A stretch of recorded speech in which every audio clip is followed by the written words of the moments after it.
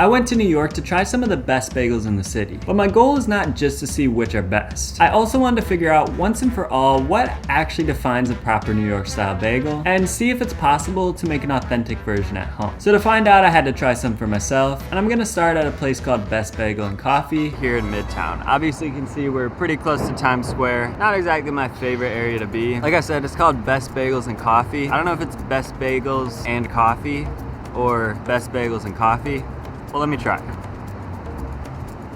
Hopefully the bagels are better. And obviously, as you can see, I just got an everything bagel with plain cream cheese. And that's what I'm probably gonna do at almost all these places, just because that is how I personally like my bagels. And during this series, I wanna make my own everything seasoning as well. Might even make my own cream cheese, but we'll have to see.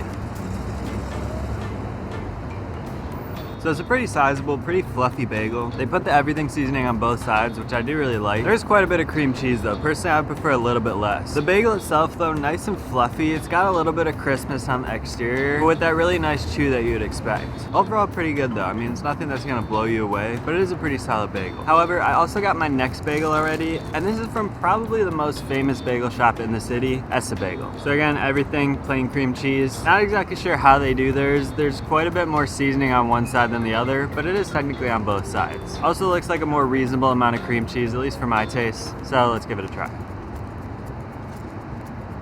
Alright, so this one's definitely not a bad bagel, but I'm not as big of a fan of it as I was of Best Bagels and Coffee. It's a little bit denser, kind of tougher almost, very chewy, and it just doesn't have that same lightness and fluffiness that I would want. The seasoning on the other one was also a lot better. This one you can kind of see the garlic actually got burnt a little bit on top, so it kind of has a bitterness to it. Definitely not ideal. Could have just been a bad day for them, but overall, it's definitely nothing I feel the need to go back and get again. So far though, neither has really been too special, but next we're gonna head to a place that I've gotten a lot of recommendations to visit. And a lot of people say it's one of, if not the best in the whole city. So let's give it a try. Alright, so we're all the way out in Queens now at a place called Utopia Bagels. It's definitely a very different feel around here than when we were in Midtown, or really anywhere else in Manhattan for that matter. Almost has more of a rural feel, at least by New York City standards. And at this one, I got two bagels. First one here is my classic everything with plain cream cheese. Very fluffy bagel, as you can see. Quite a bit of cream cheese as well. It also has quite a bit less everything topping. So, you know, I probably would prefer more, but we won't know for sure until we try.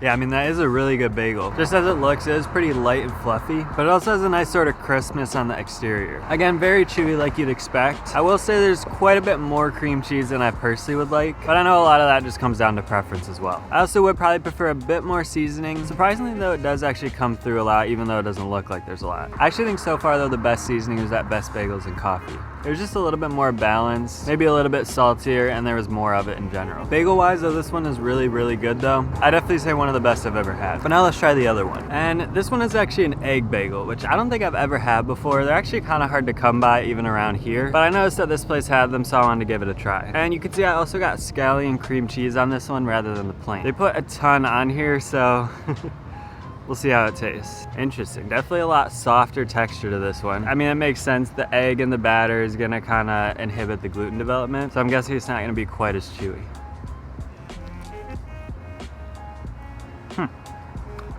Yeah, so it's definitely really good. I mean, I might even like this better than the normal bagel, just because, like I said, it is quite a bit less chewy. And obviously, if it's too chewy, it becomes a little hard to eat. So this is nice for a little change of pace. The scallion cream cheese is really good too. I might have to make a variation of that with my recipe. The egg flavor is pretty subtle, but you can definitely notice it. It almost kind of reminds me of like a brioche bread, but just without the sweetness. Overall though, really impressed with both bagels. Obviously, there were things I liked about them and things that I didn't, so I still have several more places I want to try. And for this next one, we're gonna head back over to Manhattan, but we're gonna try something a little bit different as well.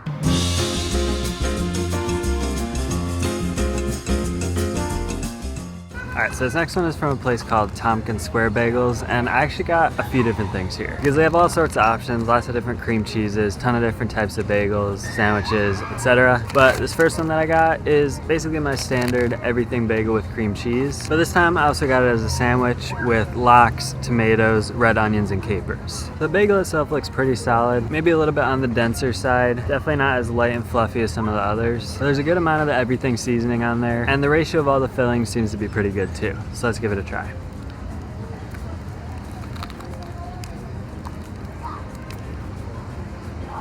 Yeah, so I guess the looks kind of tell the whole story here. Just as I kind of expected, the bagel itself isn't my favorite. Kind of hard, actually. Doesn't have that same lightness and fluffiness that we got at places like Utopia. As a whole, though, the sandwich is pretty good. I think everything was homemade. The cream cheese, the lox, and of course the bagels. I just think that a better quality bagel would have made this a lot better. But like I said, I did get one more thing here. Because like I said, they had all sorts of bagels, all sorts of cream cheeses. So this one that I got is actually a French toast bagel with birthday cake cream cheese.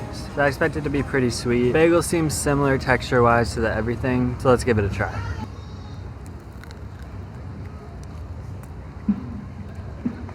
Ton of cream cheese on this one. It's kind of like more like a cream cheese frosting than an actual cream cheese, but yeah, I mean, it's pretty solid. Obviously anything that's this sweet is gonna taste pretty good, but it could be a lot better, I think, with a higher quality bagel. Again, it's just kind of hard. The crust is pretty thick. I mean, honestly, just like a French toast or cinnamon crunch bagel at Panera is pretty much just as good as this one, in my opinion. Maybe I just caught them on a bad day, but I think for this next place, I'm gonna revisit the lox sandwich, but hopefully a slightly better version of it.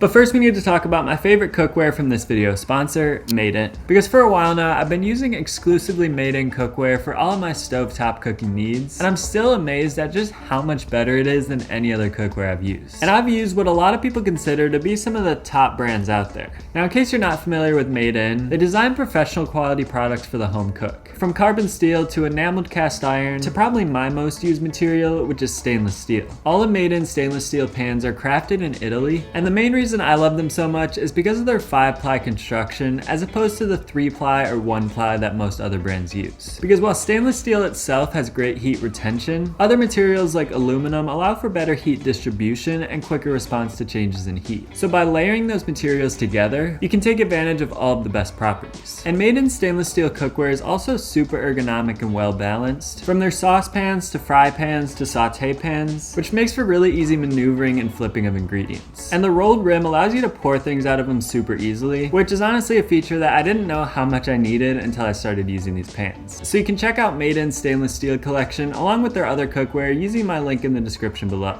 Thanks again to Made In for sponsoring this video, and thank you for your support. Now, let's try some more bagels. Alright, so this one is from Russ and Daughters, which you may have heard of. It's another pretty famous one. I think it might have actually been the first bagel shop in the city, if not definitely one of the first. It's been around for like over 100 years. I forget exactly, but like I said, I'm hoping that it's a better version of the one we got at Tomkins Square, because what they're really known for here is their lox and their smoked salmon. So what I got was just the classic lox sandwich, again with the tomatoes, onions, and capers. Definitely looks very promising.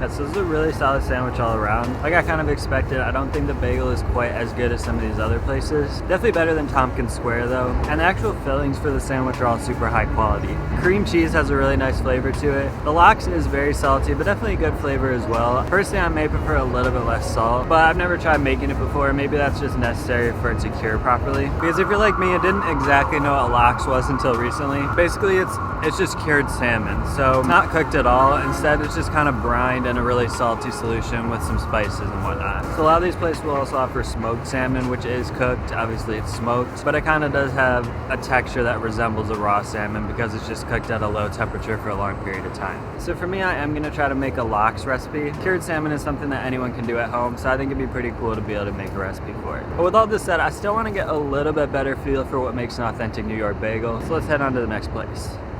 Alright, so this one is from a place called Absolute Bagels on the Upper West Side of Manhattan. Absolute Bagels.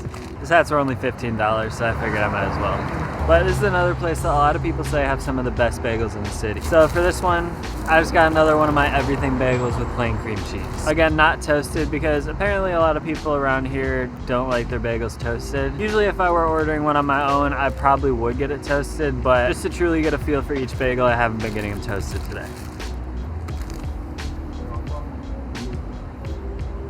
Yeah, definitely is a really solid bagel. Maybe not quite as light and fluffy as what I got at, say, Utopia and Best Bagels and Coffee. Still got a good amount of chewiness without being too much. And it's got a kind of crispness, almost a crunchiness on the exterior. Not hard though, like what we saw at Tompkins Square Bagels. Everything seasoning is really good as well. Got a more garlicky, salty flavor to it, but there's a good amount of it on there. And overall, it's pretty well balanced. It is only on one side of the bagel. You can see on the bottom, it's a little bit darker brown than what I've seen at most of the other places. I'm guessing they must bake these in a slightly different way than some of those other places. I can't say that one way is necessarily better than the other. I think maybe I do prefer it the other way, but it's not a huge difference. Overall, I would say this is probably my second favorite bagel I've had. I think Utopia edges it out just slightly, but definitely a really solid one. At this point though, I think I got a really good feel for what makes a great New York bagel. So it's time to head back to the lab and work on this recipe.